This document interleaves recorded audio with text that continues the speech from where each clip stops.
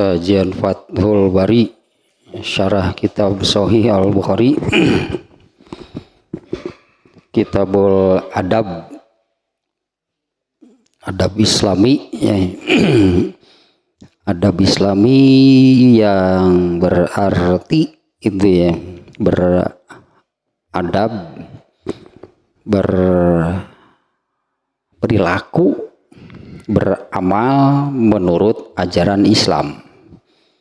Demikian ini Kitabul Adab, itu adab Islami yang menerangkan ya berperilaku, beramal itu menurut ajaran Islam, yang tuntutannya ya, adab Islami itu hingga menjadi akhlak, hingga menjadi kebiasaan yang mendarah daging. Itulah yang disebut dengan al-akhlakul karimah. Dan al-akhlakul karimah itu adalah pintu surga. Nah, bab yang kemarin ya, bab ziarah, bab berkunjung. Ininya yang benar mestinya ya. Apabila mau datang mengunjungi seseorang itu ziarah. Kalau mau menggunakan bahasa Arab bukan silaturahmi.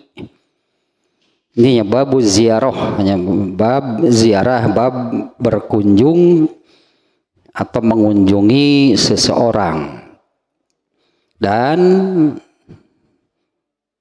orang yang dan mengunjungi satu kaum kemudian makan bersama mereka. Ya artinya apabila berkunjung lalu disuguhi lah, makanlah itu bersama tuan rumah. Kemudian satu lagi judulnya itu Salman Al-Farisi mengunjungi Abu Darda di zaman Rasulullah SAW. Kemudian ia makan di rumah Abu Darda. Ini jelas nih ya. Ada sedikit tambahannya dari ini masih bab ini, berartinya sekarang nih ya bab yang barusan, bab berkunjung, mengunjungi itu seseorang lalu makan bersama mereka atau bermakan bersama dengan orang yang dikunjunginya. Nah ini contohnya ya, Salman Al-Farisi mengunjungi Abu Darda lalu makan di rumah Abu Darda. Ini tambahan sedikit nih ya, kemarin juga sudah nih tentang siapa Salman Al-Farisi, siapa Abu Darda. Dalam hal ini ya, Salman Al-Farisi itu muhajirin, sementara Abu Darda adalah kaum Ansor. Dan mereka hanya Salman Al-Farisi dan Abu Darda dimuakhotkan ya, oleh Rasulullah SAW, dipersaudarakan, dijadikan saudara, satu dari kaum Ansor, satu dari muhajirin. Dan banyaknya yang dipersaudarakan oleh Rasulullah SAW. Nanti ke depan juga ada contohnya. Abdurrahman bin Auf juga dipersaudarakan oleh Rasulullah dengan seorang dengan seorang Ansor. Kalau Abdurrahman bin Auf disaudarakan dengan Sa'ad bin Robi, dan banyaknya sahabat-sahabat lain yang dipersaudarakan demikian. Nah inilah yang kaum Ansor sebutannya adalah mereka orang Madinah yang membantu, yang menolong kaum muhajirin yang datang dari Mekah hijrah ke Madinah. Nah ditolong, dibantu itu oleh orang-orang Ansor, karena muhajirin yang hijrah meninggalkan Mekah menuju Madinah, pindah ke Madinah itu tidak membawa apa-apa. Nah sedikit tentang Abu Darda. Abu Darda itu ternyata orang yang soleh, alim, luar biasa lah gitu ibadahnya. Kemarin kan sudahnya nih kejadian ini ketika Salman Al-Farisi mengunjungi Abu Darda. Abu Dardanya tidak ada di rumah, diterima oleh istrinya. Salman Al-Farisi melihat penampilan istrinya, Ummu Darda, hanya penampilan istri Abu Darda sampai geleng-geleng kepala gitu lah, nepika gogodeg gitu, itu boga salaki henteu tidak terawat gitulah, tidak terawat itu nya. Salman Al-Farisi melihat Ummu Darda ini tidak terawat. Ternyata Abu Darda itunya saat itu memang fokus hanya untuk dirinya sendiri gitu ya. Saat Salman Al-Farisi datang pun Abu Darda itu sedang di masjid, fokus untuk dirinya gitulah. Jadi kurang lah katakannya, kurang nih memperhatikan istrinya, anak-anaknya. Nah kemudian kan dinasehatinya oleh Salman Al-Farisi ini kepada Abu Darda. Nasihatnya adalah inna li rabbika alaika haqqon wa inna li jasadika alaika haqqon wa inna li ahlika alaika haqqon. Nah, sesungguhnya bagi Allah ada hak yang harus kamu tunaikan. Untuk jasad kamu sendiri ada hak yang harus kamu tunaikan, dan untuk istrimu, keluargamu juga ada hak yang harus kamu tunaikan. Ya fa'ti kulla haqqin haqqahu, fa'ti kulla zi haqqin haqqahu, maka tunaikanlah setiap hak itu kepada pemiliknya. Dalam hal ini Abu Darda itu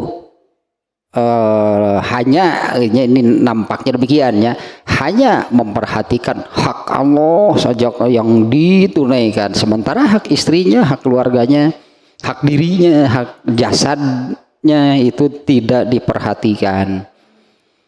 Nah Salman Al-Farisi menasihati demikian. Lalu Abu Darda bertanya kepada Rasulullah, benar demikian? Untuk Allah ada hak yang harus kamu tunaikan, untuk jasad kamu sendiri, untuk keluarga kamu sendiri ada hak yang harus kamu tunaikan, maka tunaikan semua kepada pemiliknya. Rasulullah menjawab, Salman benar. Nah, kemudian ini ada satu lagi nih ya tentang Abu Darda nih ya. Ini hadisnya sudah saya tandai nih, riwayat Bukhari. Sebentar nih. Mana ciri nanti lebar ya hadis ini ya. Ini hadisnya nih.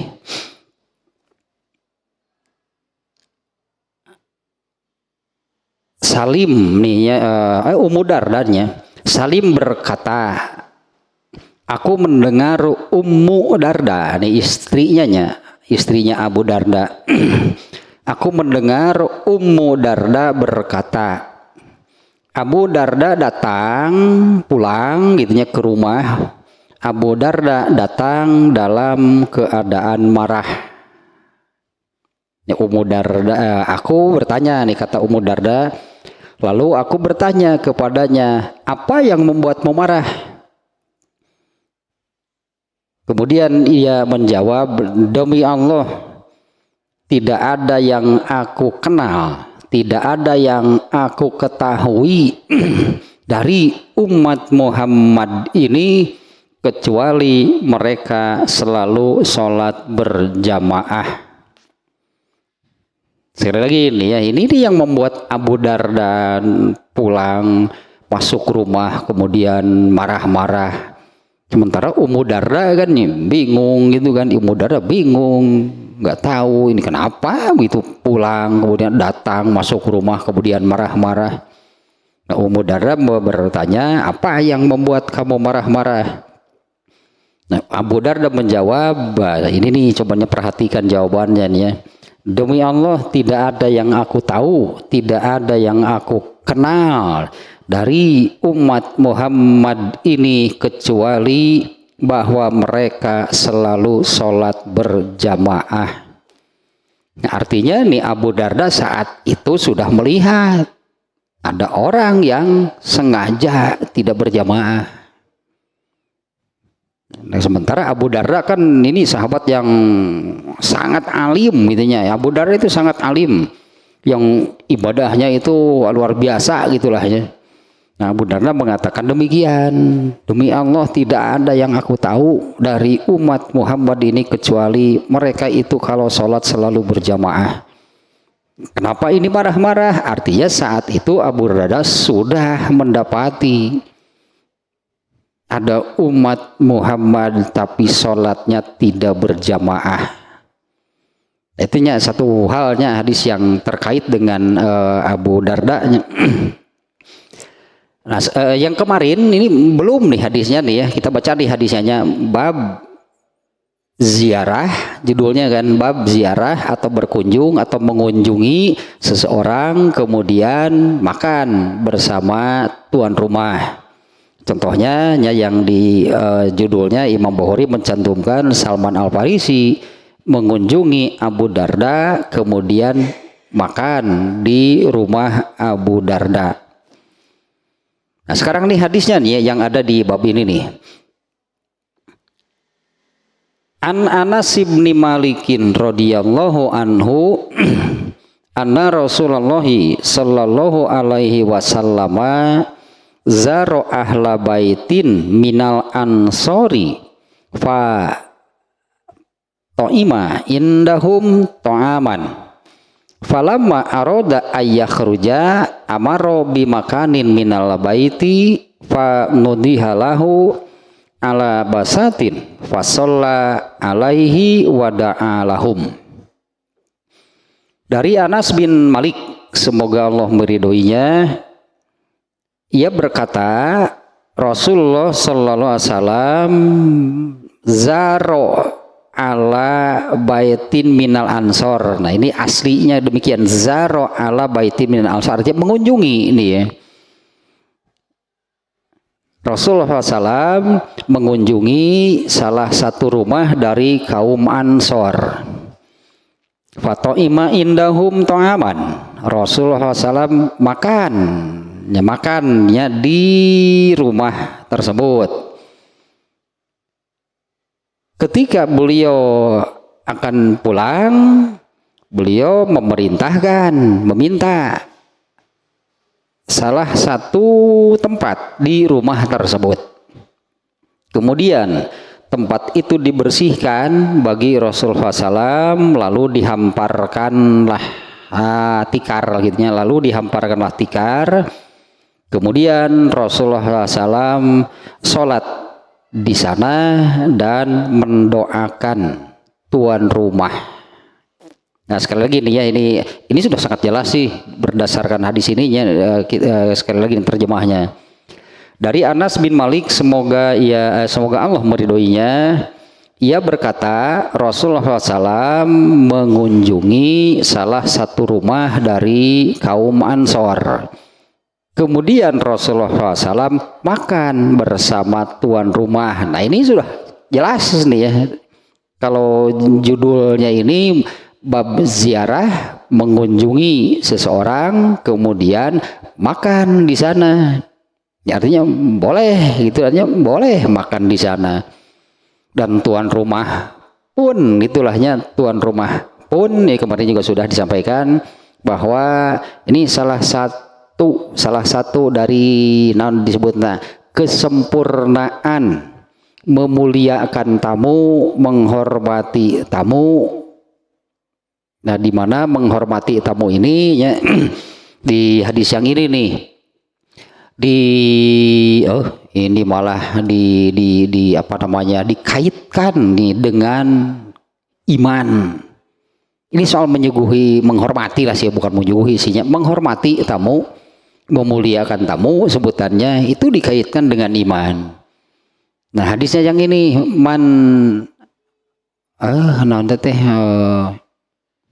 ari kerbutuh sok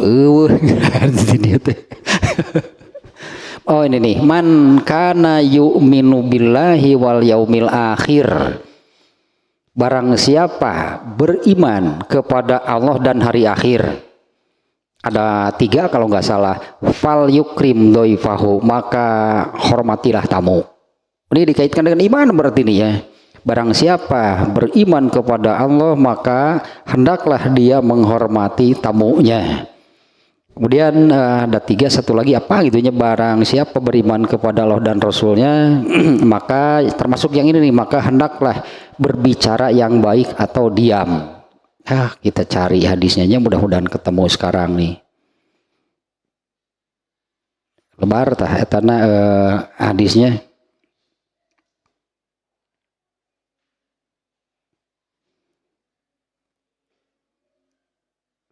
Nah ini saya buka di riwayat Muslim nih ada nih. Nah hadisnya demikian nih. An Abi Hurairah an Rasulillahi sallallahu alaihi wasallam, man kana yu'minu billahi wal yaumil akhir falyakul khairon aw liyasmut. Wa man kana yu'minu billahi wal yaumil akhir falyukrim jarahu. Wa man kana yu'minu billahi wal yaumil akhir falyukrim doifahu. 3 artinya di hadis ini nih. Semuanya dimulai dengan ketiganya ini dengan barang siapa beriman kepada Allah dan hari akhir maka hendaklah dia berbicara yang baik atau diam. Wa man kana yu'minu billahi wal yaumil akhir falyukrim jarahu, barang siapa beriman kepada Allah dan hari akhir maka hendaklah dia menghormati tetangganya. Dan barang siapa beriman kepada hari akhir kepada Allah dan hari akhir hendaklah dia menghormati tamunya. Nah, ini nih hadisnya nih ya. 3-tiganya ini kan dikaitkan dengan iman. Artinya ini menunjukkan nih ya. Ada 3 gitu kan tadinya dikaitkan dengan barang siapa beriman kepada Allah dan hari akhir. 1, hendaklah bicara yang baik atau diam. Artinya nih, ini soal ini nih ya, soal bagaimana seseorang berbicara itu erat kaitannya dengan iman orang tersebut. Kemudian yang kedua dengan sama kan, bagaimana sikap seseorang terhadap tetangganya itu menunjukkan keimanan orang tersebut. Artinya tinggi atau rendah itu keimanannya. Dan yang ketiga bagaimana seseorang sikap gitulahnya seseorang terhadap tamunya itu juga menunjukkan keimanan orang tersebut.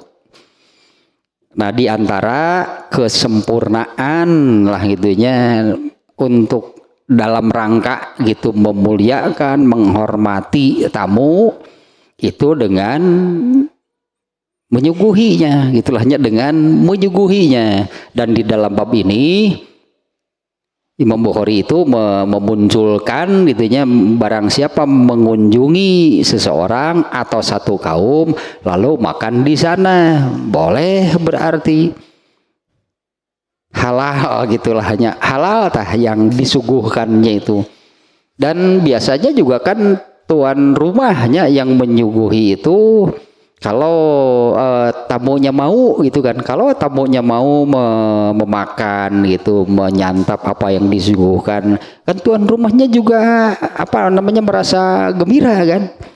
Coba kalau tamunya disuguhi air, disuguhi makanan, tuh ditoel-toel, itu tuan rumah tidak mau genah tuh kita teh. Dan ada ini kasus, berarti kalau kita menyebut ini kasus nih kalau seperti ini kejadian asli, kisah nyata, dan ya pelakunya orang yang terkenal datang ke rumah seseorang, disuguhi cai lah minimal gitu, disuguhi minum. Ternyata dia mengeluarkan air mineral dari dalam tasnya. Dia minum air itu air yang disuguhkan tuan rumah itu nggak mau diminum. Saya nggak biasa, saya biasa minum air seperti ini. Mau genah tete tuan rumah jadi gitu kan tuh. Cek berarti ini mau ya gitu. Normal paeh moal atuna meni sieun naon sieun keracunan naon itu. Dia mengeluarkan air gitu, bekal air gitu dia minum di depan tuan rumah mengatakan saya nggak biasa minum air seperti itu, saya biasa minum air yang ini. Untung tadi usir harita keneh mun cek urang balik sih ya. Tuan rumahnya aku mau kalau tuan rumah bebas ya usir kita menang namanya juga tuan rumah. Sia gitu-gitu teuing meureun balik sih. Coba lah begitukan ke tuan rumah teh.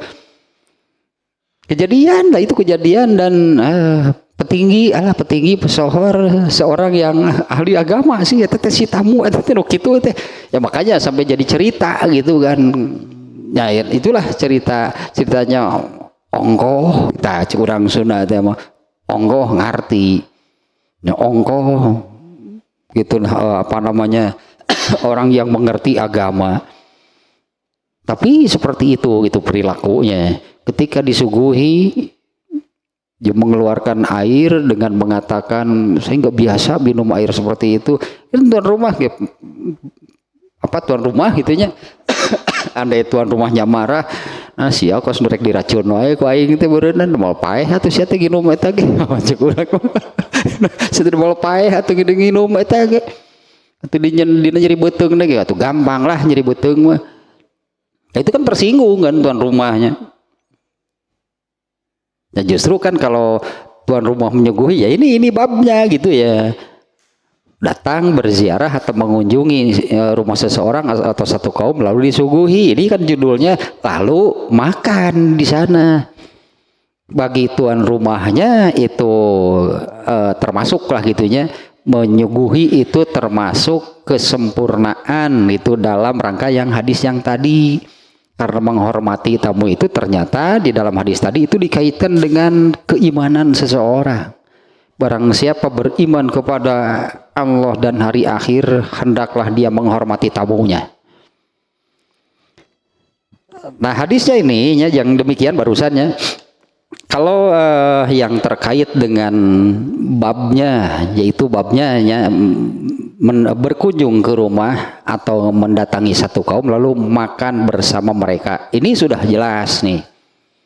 Di hadis yang dikutip oleh Imam Al-Bukhari tentang Salman Al-Farisi dan Abu Darda juga tadi itu sudahnya. Salman Al-Farisi mengunjungi Abu Darda lalu Salman Al-Farisi itu makan.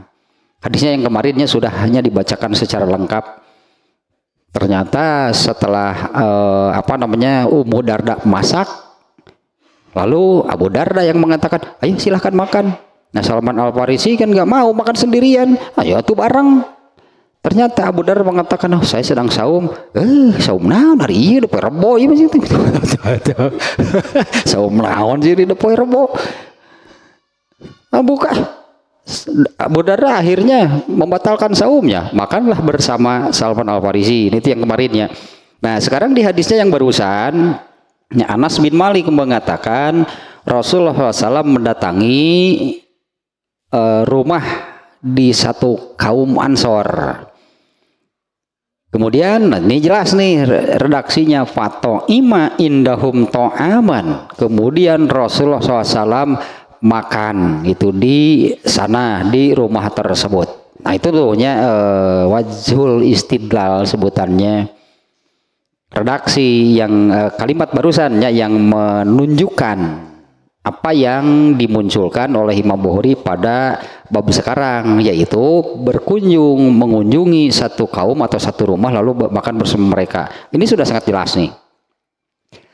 Nah, adapun hadis ini, ini hadis ini ringkas sebetulnya. Yang barusan itunya riwayat Bukhari yang kita baca barusan. Rasulullah mengunjungi satu kaum, kemudian satu kaumnya di satu rumah gitu kaum Ansor, kemudian makan bersama mereka. Sebelum pulang Rasulullah SAW kemudian minta ditunjukkan satu tempat di rumah tersebut. Lalu beliau sholat di sana dan mendoakan tuan rumah. Nah, hadis ini ringkasnya barusan, lengkapnya nih pada riwayat Ahmad nih, seperti ini nih hadisnya nih. Kita baca nih ya di di dalam Musnad Ahmad. Ya, sebentar nih hadisnya. Ahmad di Bukhari juga nih. Sebentarnya sudah saya tandai nih hadisnya. Nah, agak panjang nih ya, seperti ini nih hadisnya nih ya. Kita nggak baca redaksi Arabnya nih hadisnya panjang.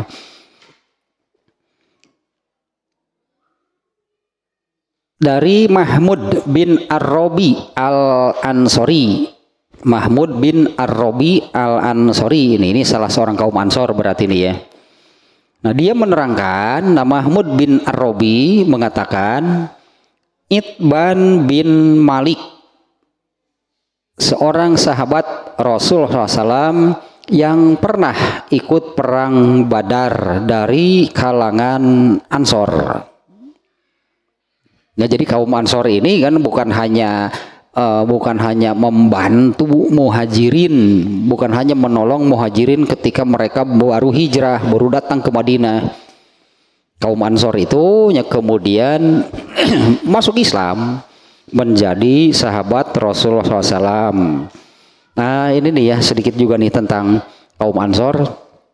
Kaum Ansor itu orang Madinahnya.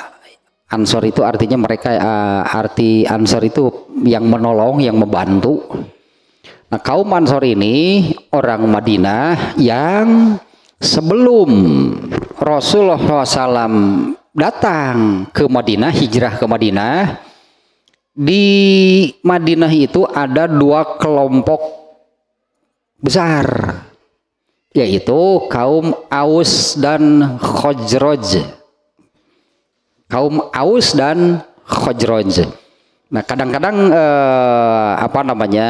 apabila menyebut sahabatnya, kadang-kadang disandarkan juga ke Al-Ausi. Oh, berarti ini dari kaum atau dari kabilah Aus. Al-Khazraji. Ya, nah, ini berarti asalnya dari suku Bani atau kelompok Khazraj. Nah, dua kelompok ini, Aus dan Khazraj, ini dua kelompok besar di Madinah, di mana mereka ini bermusuhan sudah sangat lama. 100 tahun lebih nih dua kaum ini bermusuhan, dan permusuhan mereka ini diwariskan, diturunkan itu kepada anak-anak mereka. Nah, ketika Rasulullah SAW hijrah ke Madinah, ternyata mereka ini masuk Islam dan bergabunglah Aus dan Khazraj itu setelah mereka masuk Islam. Nah, ini yang Allah kisahkan, ternyata tentang Aus dan Khazraj gitu ya. Itu yang Allah kisahkan di surat Ali Imran ayat 103. Nah, ini tentang mereka nih, Aus dan Khazraj. Kita baca nih ayatnya nih ya, Ali Imran ayat 103.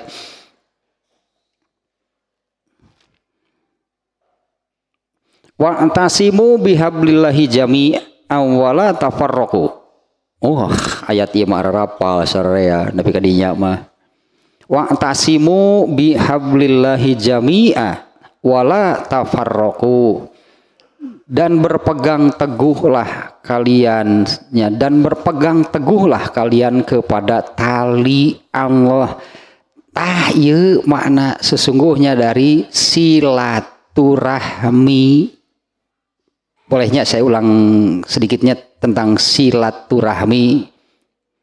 Silah itu artinya tersambung, bukan menyambungkan. Karena silah mah kalau menurut bahasa Arabnya ini fi'il sulasi mujarrad. Sulasi mujarrad tanpa objek, berarti kalau menyambungkan ada objeknya berarti kan. Nah disebutnya kata kerja muta'adi yang ada objeknya. Kalau silah ini intransitif bahasa Indonesianya ya, ini tanpa objek, ini fi'il lazim. Kalau menyambungkan dari wasola yasilu silatan ganti wazan jadi ausola atau pakai saddah wasola baru menyambungkan. Jadi silaturahmi itu artinya adalah tersambung dengan ar-rahmi. Tersambung dengan ar-rahmi. Ar-rahmi apa? Ar-rahmi itu ini sudah kan ya, ini mengulang saja nih ya. Innar rohima syijnatun minar rohman. Silaturahmi, ar-rahmi itu adalah kalau pohon itu cabang dari ar-rahman. Ar-rahman itu Allah. Jadi silaturahmi itu artinya tersambungnya seseorang dengan Allah. Bagaimana caranya? Bagaimana seseorang bisa tersambung dengan Allah? Nah, ini Allah menurunkan. Allah menurunkan. Di sini disebutnya tali. Itu nanti yang akan menghubungkan seseorang dengan Allah. Nih talinya. Nah di ayat ini Allah memerintahkan wa'tasimu bihablillah, berpeganglah kepada tali Allah, tanu nyambung maeta gitu nu yang tersambung dengan Allah itu yang berpegang kepada tali Allah. Makanya iya ya kebetulan saja nih ya, kemarin juga sudah disampaikan babu ziarah, bab kalau mau berkunjung, mengunjungi seseorang, ziarah bahasa Arabnya bukan silaturahmi. Mau kemana? Mau silaturahmi. Nah, silaturahmi itu jadi gitu. Tah silaturahmi maknanya adalah tersambungnya seseorang dengan Allah. Bagaimana caranya? Allah menurunkan tali. Nih ayat ini wa'tasimu, pegang tali Allah tersebut. Berpegang teguhlah bihablillahi jami'an, berpegang teguhlah kalian kepada tali Allah. Nah orang yang berpegang teguh pasti terkoneksi, pasti bersambung dengan Allah. Wala tafarraqu, dan janganlah kalian bercerai-berai. Nah ininya nih, wazkuru nikmatallahi alaikum, dan ingatlah nikmat Allah atas kalian. Iz kuntum a'daan, ketika dulu kalian bermusuhan. Nah yang dimaksud di sini adalah Aus dan Khazraj nih. Ingatlah akan nikmat Allah, yaitu dulu kalian saling bermusuhan. Fa'alafa baina qulubikum, lalu Allah luluhkan hati-hati kalian. Asalnya bermusuhan, masing-masing tidak ada yang mau mengalah, masing-masing tidak mau berdamai. Antara Aus dan Khazraj ini bermusuhan sampai 100 tahun lebih diturunkan permusuhannya. Nah ini ya, nah kemudian nah ini nih ya, ingatlah ini nikmat dari Allah nih. Ingatlah akan nikmat Allah atas kalian. Iz kuntum a'daan, ketika yaitu dulu kalian bermusuhan, fa'alafa baina qulubikum, kemudian Allah meluluhkan, melunakkan, menjinakkan hati-hati kalian. Fa asbahtum bi nikmatihi ikhwana, maka berubahlah kalian dengan nikmat Allah itu menjadi saudara. Aus dan Khazraj itu kemudian bergabung jadi saudara. Itulah kaum Ansor. Kaum Ansor itu asalnya tahnya Aus dan Khazraj yang asalnya bermusuhan sekian lama. Fa asbahtum bi nikmatihi ikhwana, maka kalian berubah dengan nikmat Allah itu menjadi saudara. Wa kuntum ala syafa hufratim minan nar, dulu kalian dengan kondisi saling bermusuhan gitunya sampai diturunkan permusuhannya Allah menyebutnya dulu kalian itu berada di bibir jurang neraka. Fa'anqadzakum minha, kemudian Allah menyelamatkan kalian dari sana. Kadzalika yubayyinullahu lakum ayatihi, demikianlah Allah menerangkan ayat-ayatnya kepada kalian la'allakum tahtadun, agar kalian mendapat petunjuk. Nah, ini ayatnya nih ya tentang Aus dan Khazraj gitu. Memang di sini tidak disebut secara tekstual Aus dan Khazraj. Tapi di ayat pada kata-kata yang ini tadinya, ingatlah akan nikmat Allah atas kalian, dulu kalian bermusuhan, kemudian Allah meluluhkan hati kalian, lalu berubah, kalian itu menjadi saudara. Nah, bergabunglah gitu kaum Aus dan Khazraj itu menjadi Ansor. Nah, gabungan mereka itunya menjadi kaum Ansor. Nah, kita kembali ke hadisnya ini yang lebih lengkap nih ya, di dalam Sahih Bukhari juga nih tentang hadis yang di sini ringkas. Ya, yang lebih lengkapnya Mahmud bin Ar-Rabi Al-Ansori, dia mengatakan bahwa Itban bin Malik, seorang sahabat Rasulullah SAW yang pernah ikut perang Badar dari kaum Ansor. Ini kaum Ansor ini kan bukan hanya gitu menolong, membantu muhajirin ketika tiba di Madinah, bukan hanya itu, mereka kemudian masuk Islam dan menjadi sahabat, ya membantu Rasulullah SAW. Perang juga ikut. Ini salah seorangnya yang dikisahkan, Itban bin Malik, dia pernah ikut perang Badar dari kalangan kaum Ansor. Dia pernah menemui Rasulullah SAW dan mengatakan, ini Itban bin Maliknya pernah hanya menemui Rasulullah SAW, kemudian ia mengatakan, wahai Rasulullah, pandanganku sudah sangat buruk, bahkan akhirnya nih Itban bin Malik ini tidak bisa melihat, jadi butanya seperti siapa, Ibnu Uy Maktum. Nah, ini wahai Rasulullah, pandanganku sudah sangat buruk, sedangkan aku sering memimpin sholat kaumku. Jadi di daerahnya ini ada masjid dan Itban bin Malik ini adalah imamnya, imam masjid.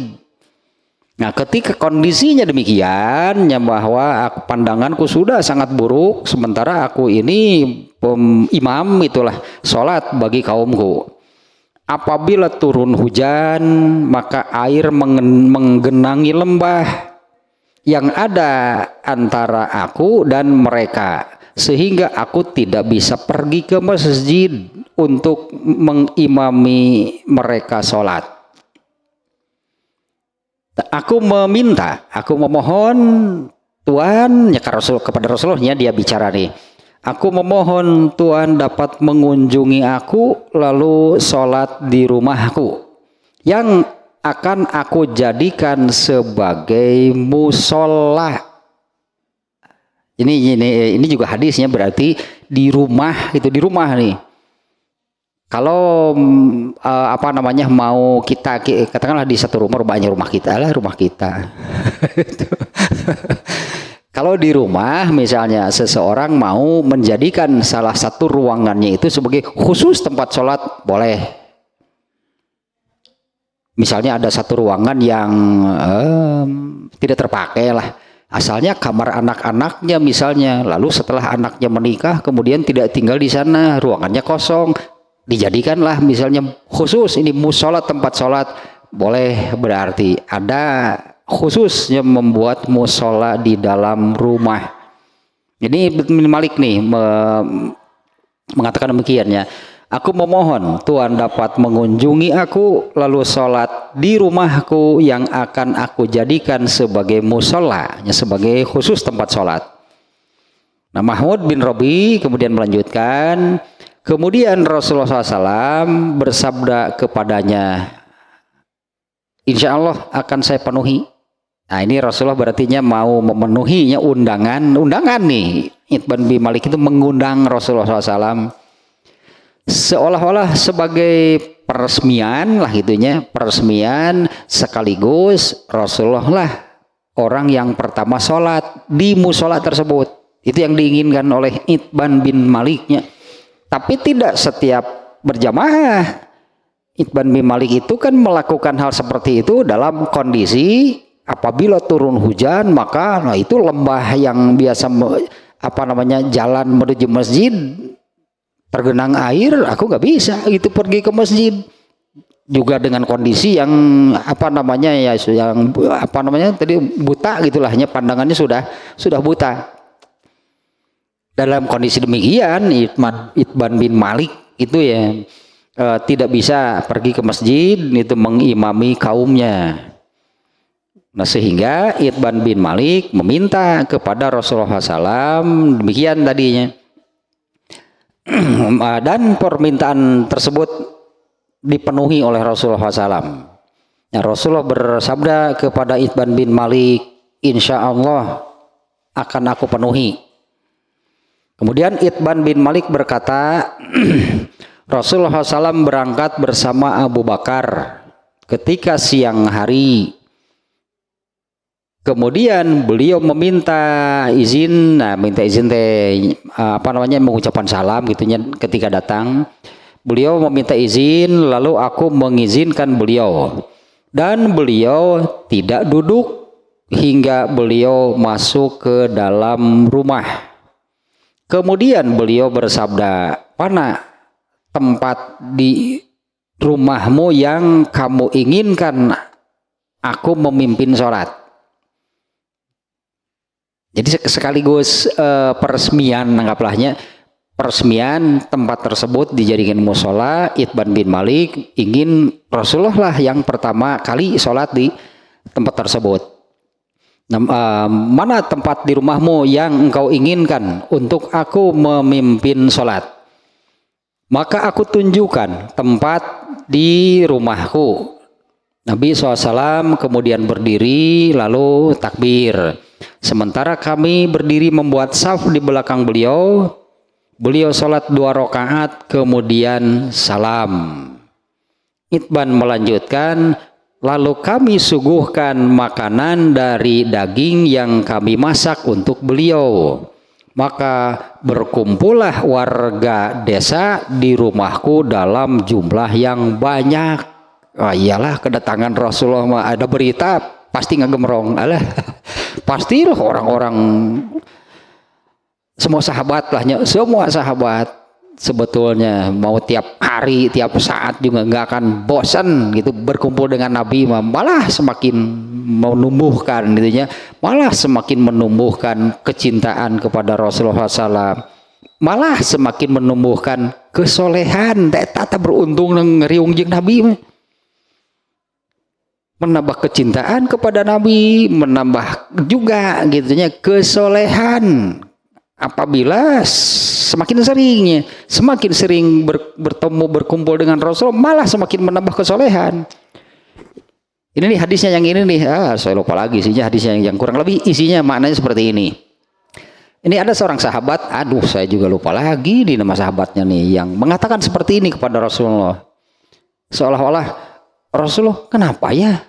Itulah Rasul, kenapa ya? Saya ini kalau sedang berkumpul dengan Rasulullah SAW, rasanya saya ini soleh banget, gitulah. Rasanya saya ini soleh pisan hirup deh. Tapi kalau berpisah hanya sok tandukan deh, sok keluar deh tanduk teh, asa ngurangan cina kesolehan teh. Kalau sedang jauh dia tidak bersama Rasulullah, kesolehan saya ini rasanya berkurang. Tapi kalau bertemu rasanya gitu saya menjadi orang yang sangat soleh lah. Eta makanya artinya kan harus sering berarti. Ya harus sering berarti.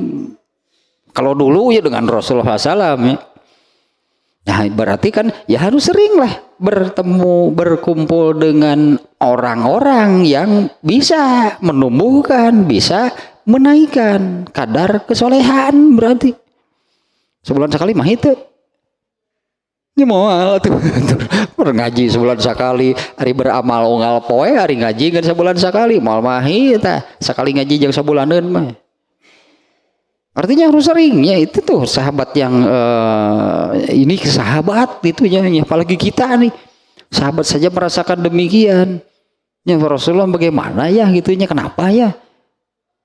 Kalau ketika sedang berkumpul, bermajlis gitu, bertemu Rasulullah SAW, rasanya saya ini soleh gitu hidupnya.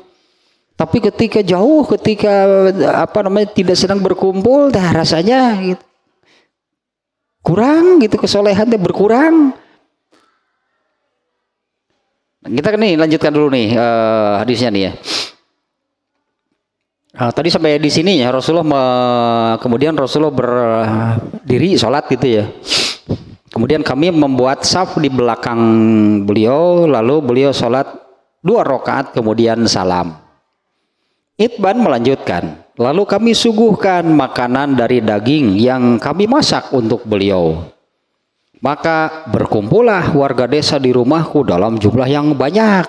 Ininya para sahabat itu pasti itulah mereka sangat senang itu apabila apalagi bisa berkumpul. Itu bagi sahabat itu melihat dari jauh saja rasanya sudah adem. Bahasa kita apa? Adem ningali Rasulullah, melihat dari jauh saja rasanya hati itu sejuk gitulah ya. Apalagi bisa berkumpul, bisa apalagi kalau ngobrol, pasti urusan ilmu, pasti akan ada ilmu yang keluar dari Rasulullah. Dan Rasulullah mau ngobrol ngalor ngidul tuh para ruguh, dan ngobrolkan Persib, alah ayat itu mal ayat tuh, mau Rasulullah ngobrolkan. Sebenarnya Persib tadi, ting sih cek dobi itu. Ngobrol gitu Kemudian, nah ini ada kasus ini nih di dalam hadis ini. Tadi Rasulullah kemudian lalu kami suguhkan makanan dari daging yang kami masak untuk beliau. Maka berkumpullah warga desa di rumahku dalam jumlah yang banyak. Salah seorang dari mereka, nggak disebut namanya nih ya, yang ada di sana lah pokoknya ya. Salah seorang dari mereka kemudian berkata, mana Malik bin Dukhaishin? Artinya orang itu tidak nampak, berartinya di sana nih. Mana Malik bin Ad-Dukhaishin? Atau ada juga yang menyebut Malik bin Dukhshun.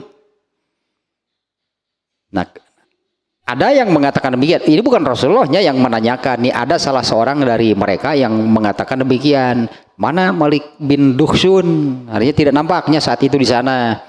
Kemudian ada yang menjawab, nih, salah seorang dari mereka ada yang menjawab, dia munafik, dia tidak mencintai Allah dan Rasulnya. Nah, sementara tadi kan orang-orang justru kan tahu Rasulullah ada di rumah Itban bin Malik, wah pasti mereka mengerumuni, mereka datang gitu ya, berdatanganlah ke rumah Itban bin Malik. Dan sementara orang ini tidak nampak nih. Mana Malik Malik bin Dukhshun? Ada orang yang menjawab, dia munafik, dia tidak mencintai Allah dan Rasulnya.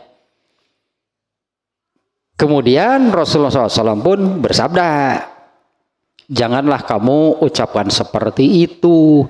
Bukankah kamu tahu dia telah mengucapkan la ilaha illallah dengan mengharap ridho Allah? Orang itu menjawab, Allah dan Rasulnya yang lebih tahu. Kemudian Itban bin Malik berkata, kami lihat pandangan dan nasihat beliau itu untuk kaum munafik. Nah ini sindiran gitu ya dari Rasulullah SAW. Kenapa orang ini tidak mau datang? Orang lain merasa bergembira Rasulullah, kedatangan Rasulullah SAW, berdatangan mengerumuni Rasulullah. Ini Malik bin Dukhshun nggak ada. Ketika ada orang yang mengatakan, nah dia munafik, dia tidak mencintai Allah dan Rasulnya, sindiran dari Rasulullah nih. Jangan mengatakan demikian. Dia kan sudah mengatakan la ilaha illallah dengan ikhlas. Ya, padahal itu sindirannya bagi Malik bin Dukhshun. Nah, jangan berkata demikian. Bukankah dia itu sudah mengucapkan la ilaha illallah dengan mengharap ridho Allah? Orang itu menjawab, Allah dan Rasulnya lebih tahu. Itban berkata, kami lihat pandangan dan nasihat beliau itu untuk ditujukan gitu untuk kaum munafikin. Kemudian Rasulullah SAW bersabda, sesungguhnya Allah telah mengharamkan neraka bagi orang yang mengucapkan la ilaha illallah dengan mengharap ridho Allah. Nah, sampai di sananya hadisnya ini. Allah telah mengharamkan neraka bagi orang yang mengucapkan la ilaha illallah dengan mengharap ridho Allah. Nah, ini redaksinya demikian sihnya, tapi maknanya kan kalau orang yang benar-benar mengucapkan la ilaha illallah karena mengharap ridho Allah, pasti bukan hanya mengucapkan, karena mengucapkan la ilaha illallah itu ada konsekuensinya. Yang mengucapkan la ilaha illallah itu ada konsekuensinya, yaitu pada tunjukkan, buktikan dengan amal bahwa di dalam diri itu ada akidah tidak ada Tuhan selain Allah. Nah, amalnya kan tidak boleh keluar, berarti amalnya tidak boleh melenceng dari keyakinannya bahwa tidak ada Tuhan selain Allah. Pantaslah gitunya kalau redaksinya memang hanya demikian. Allah telah mengharamkan Allah telah mengharamkan neraka bagi orang yang mengucapkan la ilaha illallah dengan mengharap ridho Allah. Itunya bukan hanya mengucapkan. Jeung hate cek urang Sunda mah, jeung hate dihayati dijiwai tah ucapan la ilaha illallah teh. Itu artinya menuntut konsekuensi pada konsekuensi dan pembuktian gitunya pada amal, bahwa di dalam dirinya itu ada akidah, sebutannya kan ada akidah la ilaha illallah, berarti kan tidak boleh melenceng, tidak boleh keluar dari keyakinan bahwa tidak ada Tuhan selain Allah. Ibnu Syihab berkata, kemudian aku tanyakan kepada Al-Husain bin Muhammad Al-Ansori, salah seorang dari Banu Salim yang termasuk orang terpandang, tentang hadis Mahmud bin Robi ini. Ternyata ia membenarkannya. Nah, demikian hanya yang lebih lengkapnya di hadis ini kan. Anas bin Malik mengatakan Rasulullah SAW mendatangi salah satu rumah dari kaum Ansor, kemudian makan. Nah, sebelum keluar Rasulullah SAW sholat, maka dihamparkanlah tikar bagi Rasulullah SAW. Kemudian Rasulullah SAW sholat dan mendoakan mereka. Ada satu hal lagi ini ya yang perlu saya sampaikan dari hadis tadi, dan juga kita bandingkan nih dengan hadis yang Rasulullah SAW pun pernah diundang oleh Mulaikah. Mulaikah itu neneknya Anas bin Malik. Kalau ibunya Ummu Sulaim, ya, ibunya Anas bin Malik itu Ummu Sulaim. Nah, ini ibunya Ummu Sulaim, Mulaikah namanya. Ummu Sulaim itu ibunya Anas bin Malik. Dia ini boleh disebut wanita pertama yang masuk Islam dari orang-orang Madinahnya, dari kaum Ansor. Ummu Sulaim ini wanita pertama itu yang masuk Islam. Dan Ummu Sulaim itu meminta kepada Rasulullah agar mau menerima Anas bin Malik menjadi pelayannya. Dan oleh Rasulullah diterima, sehingga Anas bin Malik itu sejak kedatangan Rasulullah SAW di Madinah sampai akhir hayatnya, Anas bin Malik itu melayani Rasulullah SAW. Ya, artinya sering Anas bin Malik ini bersama Rasulullah SAW, baik di Madinah ataupun ketika safar. Anas bin Malik ini ikut karena suka melayani gitulah Rasulullah SAW. Ternyata dengan cara demikian Anas bin Malik ini termasuk 7 besarnya sahabat yang banyak meriwayatkan hadis, karena sering bersama Nabi. Banyak yang Anas bin Malik dengar, banyak yang Anas bin Malik lihat. Ya, itulah yang diriwayatkan menjadi hadis. Ya, karena semuanya apa yang datang dari Rasulullah SAW itulah Islam. Maka diriwayatkanlah Nah, ini Mulaikah hanya. Mulaikah itu neneknya Anas bin Malik miskin. Alah, ayahnya sehingga Anas bin Malik, Ummu Sulaim miskin. Ummu Sulaim juga miskin.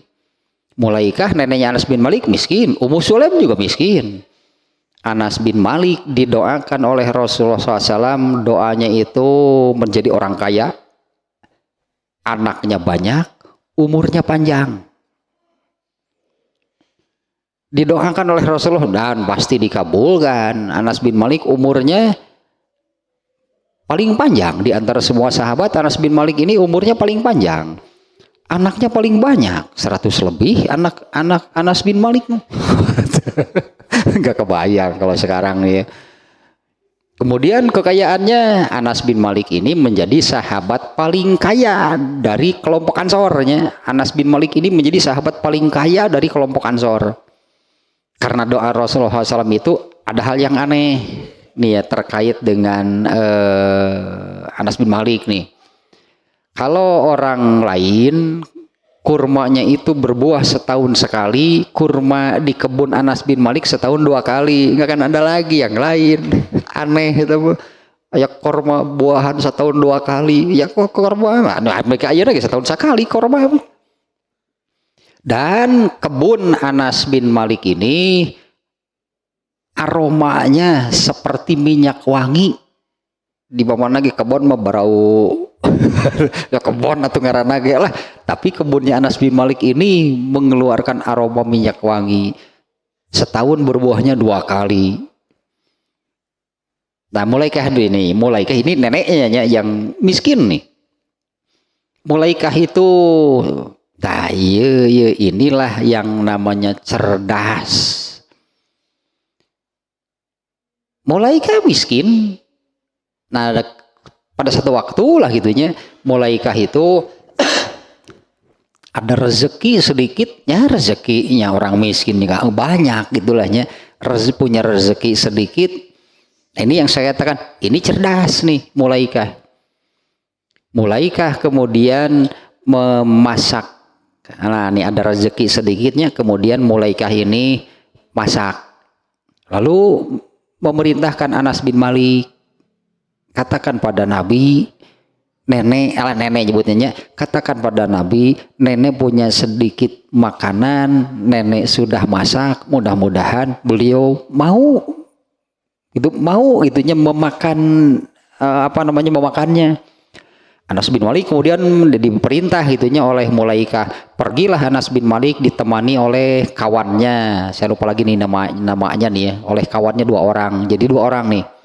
Anas bin Malik pergi menemui Rasulullah menyampaikan undangan Mulaikah, dan Rasulullah mau datang ke rumahnya, kemudian ya makanlah, undangannya undangan makan nih. Jadi ini Mulaikah ini mengundang Nabi ini mengundang makan, maka begitu datang makan. Setelah selesai kemudian Rasulullah SAW sholat. Nah, Anas bin Maliknya yang biasa melayani Rasulullah hamparkan sajadah, ternyata sajadahnya tinggi hidung teh sudah lusuh lecek ya namanya gitulah kan orang miskin ya. Mulaikah dibersihkan dulu oleh Anas bin Malik itu karena Rasulullah mau sholat. Nah, ketika Rasulullah SAW berdiri sholat, Anas bin Malik dan kawannya tadi ternyata ikut bermakmum kepada Nabi. Mulaikah juga kemudian ikut. Rasulullah ini sholat apa? Rasanya nggak ada kan sholat karena memenuhi undangan. Nah, nggak ada, nggak perlu sholat memenuhi undangan. Dahar itu penting. Diundang makan ya makan lah. Nah, inilah yang kemudian muncul nama, kalau menurut bahasa Arabnya, sholat mutlak. Sholat mutlak itu sholat apa? Sholat ting gitu, sholat ting, sholat naon? Sholat tanpa nama. Ternyata apa yang dilakukan oleh Rasulullah SAW ini ibarat atau ini imbalan, ini balasan dari Rasulullah untuk Mulaikah. Ternyata kejadian itu, yaitu berarti Rasulullah SAW sholat berjamaah. Meskipun Rasulullah tidak mengajak sebetulnya.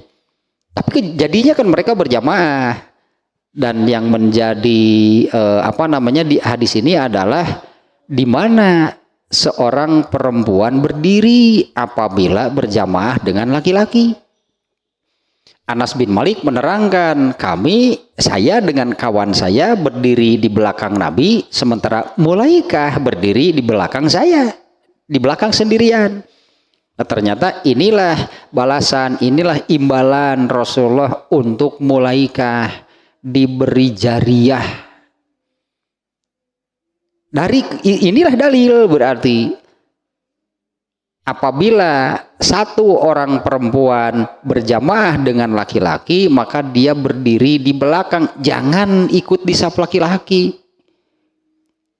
Nah, maka perempuan ini berdirian sendiri di saf perempuan, jangan ikut dengan laki-laki. Meskipun tadi masih anak-anak, Anas bin Malik nage didinya we tiluan henteu, Mulaikah itu berdiri di belakang.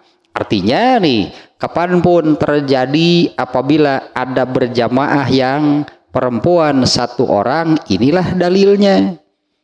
Nah, maka setiap kali ada yang berjamaah demikian, Mulaikah kebagian pahalanya. Karena munculnya syariat itu kan Mulaikah.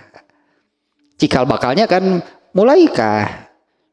Dan juga Mulaikah itu berpikir seperti ini, saya punya rezeki sedikit, tapi ingin Rasulullah gitunya ingin cek orang Sunda mah hoyong karawasan lah bahasana gitunya.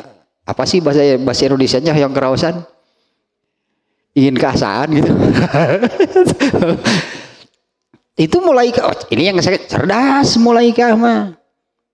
Karena Mulaikah berpikir kan, dari rezeki yang tidak banyak, tidak seberapa ini, ada yang termakan oleh Rasulullah, maka kan akan jadi tenaga bagi Rasulullah, di mana Rasulullah itu kan menerima wahyu, menyampaikan, mengajarkan, pada dirinya itu ada tenaga dari makanan yang saya suguhkan. Nah, itu cerdas Mulaikah. Panjang man jariyahnya berarti kan untuk Mulaikah mahnya, selain khusus tadinya jariyah soal berjamaah yang makmumnya seorang perempuan, tak Mulaikah cerdas, pada diri Rasulullah itu kan ada makanan dari saya. Ketika Rasulullah itulah menerima wahyunya, mengajarkan tabligh dakwah, tenaganya dari makanan yang saya buat, yang saya berikan. Banyak berarti jariyahnya, Mulaikah maka bagian deh. Dan itu disebut jariyah mah. Yaitu terkait dengan ilmu, karena Rasulullah ini kan urusan urusan ilmu berarti. Rasulullah kan tabligh dan dakwah itulahnya. Rasulullah kan menyampaikan, disebutlah Rasul itu menerima wahyu, menjelaskannya, mengajarkannya, mencontohkannya, kan perlu tenaga gituan deh. Nah, pada diri Rasulullah itu ada tenaganya, itu ada yang berasal dari makanan yang saya buat. Panjang berarti jariyahna Mulaikah mah. Ya sampai hari ini artinya apabila yang mengamalkan ajaran Islam Mulaikah maka bagian dah. Karena pada diri Rasulullah itu tenaganya gitu ya, ada yang berasal dari makanan yang saya berikan. Padahal kan tidak seberapanya, ya namanya katakanlah tadi orang miskin itu kan, orang miskin punya rezeki ya nggak banyak. Rumahnya saja tadi seperti itu, tikarnya, sajadahnya saja sudah lagedu, cik orang Sunda mah hitam gitu, hidung, sebutut pisan. Nah, tapi teta cerdas dan Mulaikah memilih sodakoh dengan cara demikian lah gitunya, panjang berarti sampai hari ini berarti Mulaikah itu banyak kebagian pahala apabila ada yang mengamalkan Islam yang alurnya seperti tadi lahnya, karena pada diri Rasulullah itu ada tenaga yang berasal dari makanan yang saya buat. Nah, bedanya dengan ini kenapa saya Mulaikah, kalau Itban di rumah Itban bin Malik sama Rasulullah juga diundang. Tapi di rumah Itban bin Malik itu Rasulullah itu diundang meresmikan musola. Kalau di rumah Mulaikah Rasulullah diundang makan. Maka beda nih yang dilakukan oleh Rasulullah ketika mendatangi rumah Itban. Di situ juga disediakan makanan kan, seperti kata Itban bin Malik ya. Kami menyuguhi Rasulullah dengan makanan yang kami masak sendiri. Nah, tapi kan undangannya undangan peresmian musola, maka itu dulu yang dilakukan. Setelah beres baru makan. Kalau di rumah Mulaikah, karena diundang makan, Rasulullah itu tidak datang kemudian sholat, makan. Karena undangannya undangan makan, maka Rasulullah makan. Setelah selesai makan di rumah Mulaikah itu, barulah beliau sholat. Jadi disesuaikan itu. Ini undangannya undangan apa? Peresmian musola itu dulu, berarti peresmian musola dulu. Dan peresmiannya tadinya karena Itban pun menginginkan Rasulullah SAW lah yang pertama kali sholat di musola tersebut. Maka itu yang dilakukan oleh Rasulullah.